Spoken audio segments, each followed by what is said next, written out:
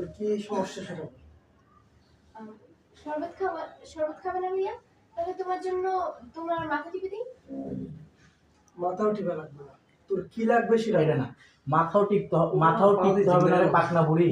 তোরা আমি খুব ভালো করেই চিনি, কি হয়েছে অত বন্দি না করে কি বলবি সরাসরি বল।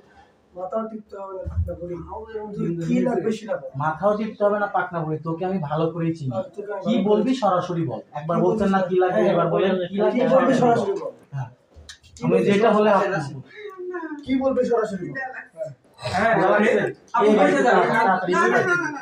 আর 2 মিনিট কি লাগবে। বলবি সরাসরি বল।